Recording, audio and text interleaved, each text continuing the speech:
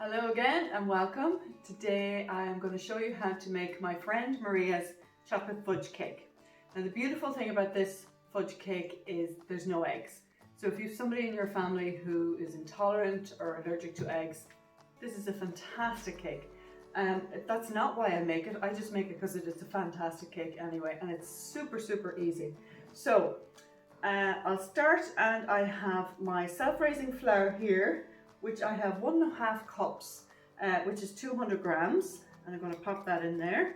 I have 200 grams of caster sugar, which is 1 cup, and I have 100 grams of, is it 100 grams? Gosh, sorry about this, no, cocoa powder. I measured it and I can't remember. It's 2 tablespoons, okay? So 2 tablespoons, and they're your big spoons, just in case you forget. They're not your small dessert spoons. Let me just do a quick lesson here in spoons. As we say in Irish spoon og. This is a teaspoon, this is a dessert spoon, and this is a tablespoon. 5 mils, 15 mils, 30, no, yeah. I don't know what the measurements are, but this is a very big spoon, okay? So I also have 1 teaspoon of bicarbonate of soda and 1/2 teaspoon of salt.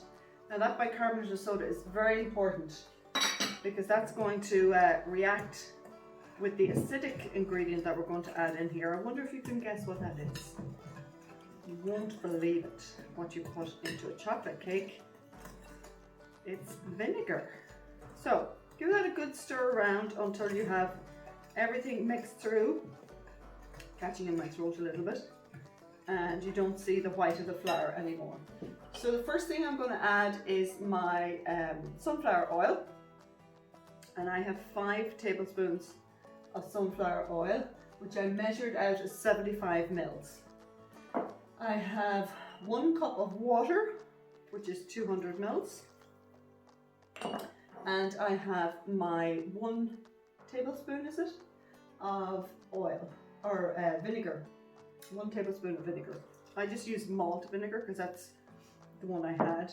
So, oh yeah, as always, my splash of vanilla. And if you don't want to use vanilla, that's okay. I just learned something new about vanilla the other day, that it has alcohol in it. So if you are making this for anybody who doesn't want to be eating stuff with alcohol in it, not that you can taste it or there's no effect of it, but if you've got some people who are very strict about their diets, then just don't use the vanilla. You'll be fine. The chocolate will be enough flavoring. And I can see now already that the vinegar is starting to react with the bread soda. So I'm just going to make sure that all the lumps are away, and that's it. That's your chocolate cake made. Isn't that just so easy? So easy. So few ingredients. And I'm just going to pop it in. I'm just using my disposable tray here today, and I have already lined it with greaseproof paper. Just get my spatula here. Find that easier to scrape the bowl. If you don't have a spatula in your life, do yourself a favor and get one. It's just transformative. So there we go. There is our egg-free chocolate cake. It's quite ironic that I've decided to show you this recipe today because we just got hens. The time that we have eggs, I make an egg-free cake. Anyway, we just got hens. Maria, my 15-year-old, decided she would like hens for her birthday. So we got the coop, ordered it online, and we got the hens, and you know what, it's been a lovely distraction for everybody here during this lockdown. So this goes into 180 degrees for 30 minutes. So I'm going to pop it into my bottom right oven here, which is a little bit stiff because we just got it serviced. And in the meantime, I'm going to show you how to make that lovely fudge topping for the top of the cake. Back in a second. So guys, next step is to make the fudge icing for the top of the chocolate cake. So I have measured out in here 3 ounces of butter that I'm going to melt. I'm going to add to that some water. How much water? 3 tablespoons of water, and my granulated sugar. And there is 3 ounces of granulated sugar as well. So I'm going to put that on here just to melt it really quickly. And then I'm going to add to it my icing sugar and my cocoa powder. So I think for North Americans this is called confectioner's sugar or something like that. So I'm going to give this a quick stir over here just to make sure that it melts. And what you're going for is to dissolve the sugar in the water and the butter. Okay? So I'll be back in a sec. So guys, that has melted very quickly there, and I have all my sugar dissolved, and I'm going to add into it my icing sugar. Now, if you're one of those people who has loads of time, you should really sieve your icing sugar. I never take the time to do that because I find it easier to just beat the lumps of sugar out of it. And I find the heat actually dissolves the lumps of sugar anyway. And again, I'm going to add some more cocoa powder here. This time it's 3 dessert spoons, okay? So that is the middle one, okay? The one that you would probably eat your cereal with. So I'm just going to give this a really quick stir and try and get all those lumps of icing sugar out. And this is the point where you say to yourself, I should have sipped it. I really should have sipped it. But anyway, let's see how we get on. You can also use a whisk here to get the lumps out. Okay guys, I've checked this and I have turned it around once.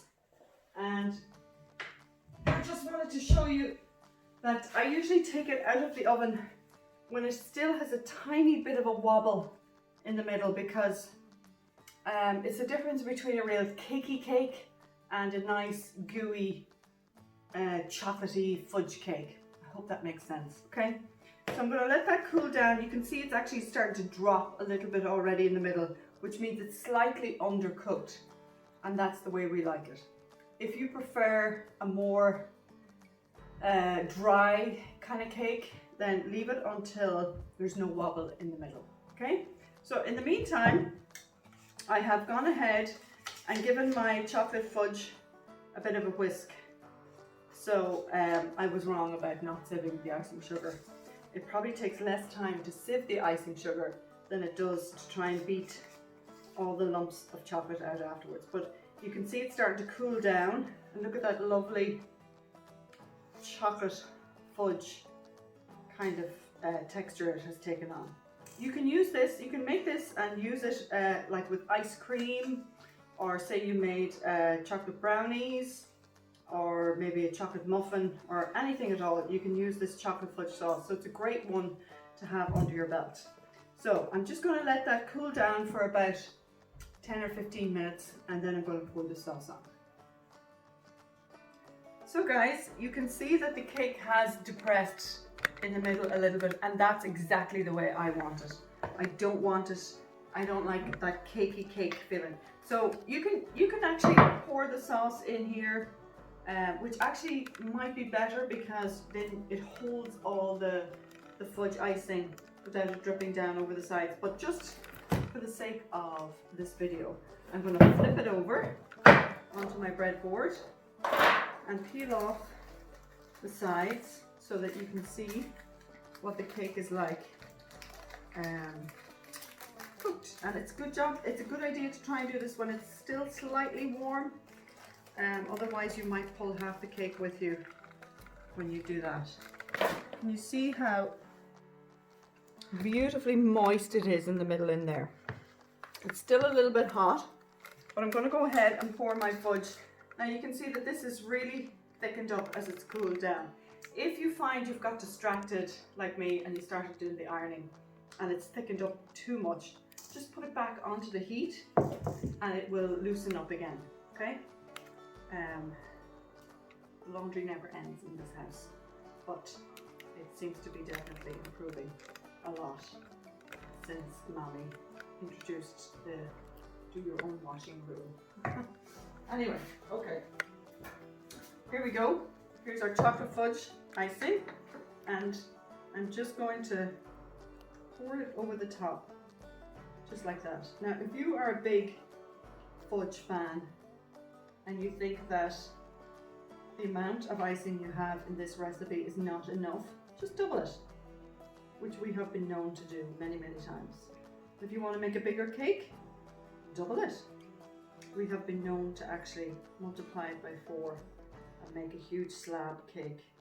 You know, like the tray that comes with your oven, big huge ones. So just keep multiplying it until you get the right amount that you want, okay? So I'm just going to tip it all on there. And the next tip I'm going to show you for spreading icing or anything like buttercream, any icing like that, which I'm not prepared for, so just hold on 1 second. So this is what I wasn't prepared with. I have a jug of boiled water and my spatula knife. If you don't have a spatula knife, just use any kind of knife that you have. A normal spatula I don't think would work, it needs to be metal. But the heat and the moisture allows you to move the icing without moving the cake. Does that make sense? See? Just kind of gives it that little glazed look, and it also gives you a nice finish to your cake. A nice smooth. See the way there's like lumpy bits here in the middle? Using this technique, you get that nice glazed finish all the way around your cake.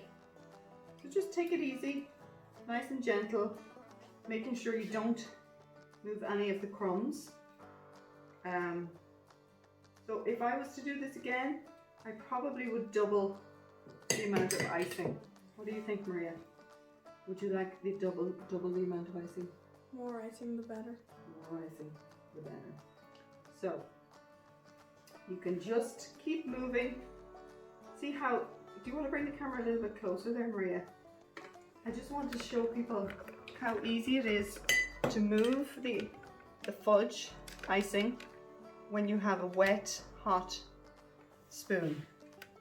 Just like that. And then look how smooth the finish is over the top. And that, ladies and gentlemen, boys and girls, is our chocolate fudge slab cake, egg-free. We have made this today because it's Friday, and Maria reckons that we need to celebrate because we've made it through to another weekend in lockdown. God bless everybody. Hope you get a chance to make this cake. See you soon.